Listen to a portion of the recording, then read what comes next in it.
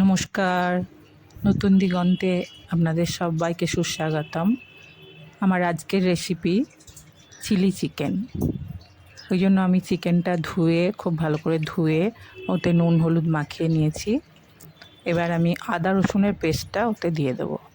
আদা রসুনের সঙ্গে আমি 2-4টে লাল লঙ্কা ওর মধ্যে ইউজ করেছি, একটু ঝাল ঝাল হলে বেশ ভালো লাগবে।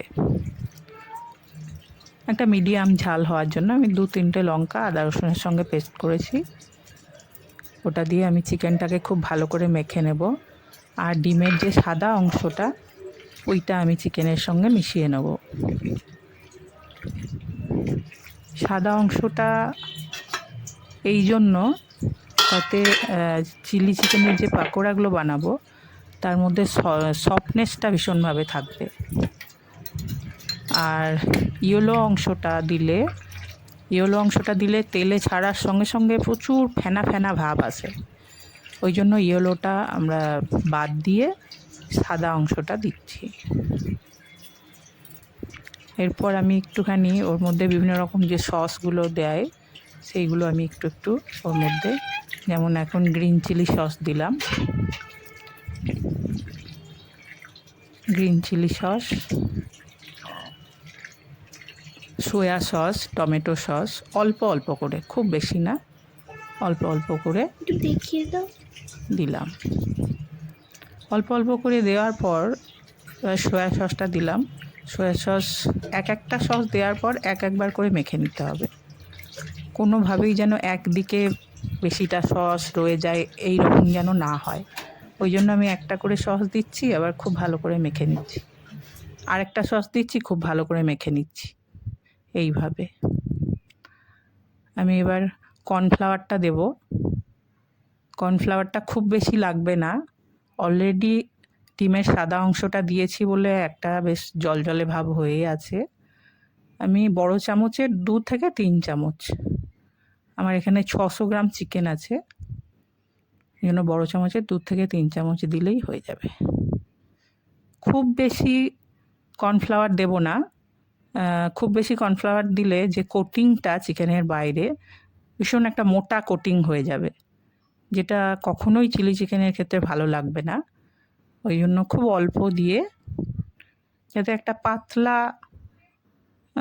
কভার করা যায় পাতলাভাবে চিকেনটাকে, ওই জন্য আমরা খুব অল্প কর্নফ্লাওয়ার ব্যবহার করলাম। আমি এখানে কোনো মেজারমেন্ট চামচ দেখাইনি। অ্যাকচুয়ালি আমাদের এগুলো একটু আইডিয়া হয়ে গেছে রান্না করতে করতে, তো আপনারা যারা নতুন করবেন তারা একটা মেজারমেন্ট চামচ অবশ্যই নেবেন, মেজারমেন্টে মেপে মেপে দেবেন, যাতে কোনো জিনিস বেশি না পড়ে যায়। আমি ফ্রাইং প্যান গরম করে মিডিয়াম ফ্লেমে এবার আমি পাকোড়াগুলোকে ভেজে নেব। এপিট ওপিট করে ভেজে নেব। খুব বেশিবার পাল্টানোর দরকার নেই, একবার এপিট একবার ওপিট। আমি এরকম করে সব ভেজে নিলাম। এবার আমি কড়াইয়ে টমেটো, ক্যাপসিকাম আর গাজর এই 3টে জিনিস দিয়ে নাড়াচাড়া করেছি। নাড়াচাড়া করে যখন পেঁয়াজটা একটু নরম হয়ে আসবে তখন ওর মধ্যে soya sauce, green chilli sauce,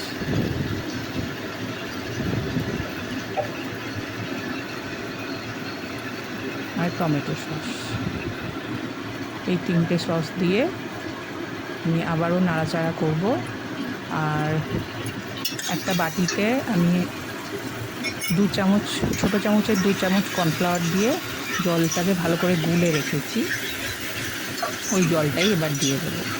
খুব ভালো করে গুলে নিতে হবে, যাতে কোনো লাম্পস ওর মধ্যে না থাকে, কোনো বেলা পাকানো যেন না থাকে, স্মুথ যেন থাকে জলটা।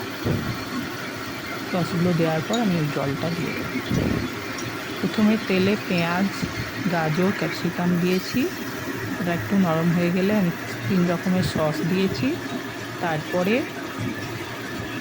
ওই কর্নফ্লাওয়ারের জলে গুলে ওইটা দিয়েছি।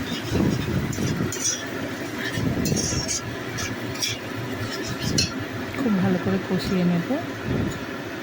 আর চিলি চিকেন ঝোলের মতো হবে না, একটু থকথকে হবে, ওই জন্য খুব বেশি জল দেব না, একটুখানি করে বাকি ধুয়ে যে জলটা হয়েছে সেটা একটু দিয়ে দিলাম। রেসিপিটা কেমন লাগলো জানাবেন, আর যদি ভালো লাগে চ্যানেলটিকে সাবস্ক্রাইব করবেন, শেয়ার কমেন্ট করবেন, আর বেল আইকনটি প্রেস করবেন। এটা রুটি বা লুচি, আই থিঙ্ক রুটির সঙ্গে সবথেকে ভালো যাবে, কিন্তু আমরা বাঙালিরা এটা ভাতের সঙ্গেই খাবো। আর কেমন দেখতে হয়েছে বলুন, কমেন্ট করে অবশ্যই জানাবেন, আর বাড়িতে বানাবেন, বাচ্চারা খুব খুশি হবে এরকম চাইনিজ খাবার ঘরে পেলে। আর খুব ভালো লাগলো এই ভিডিওটা আপনাদের সঙ্গে শেয়ার করে। ভিডিওটা যদি ভালো লাগে অবশ্যই বাড়িতে একবার বানাবেন, আর কেমন হয়েছে আমাকে জানাবেন। Till then, good bye.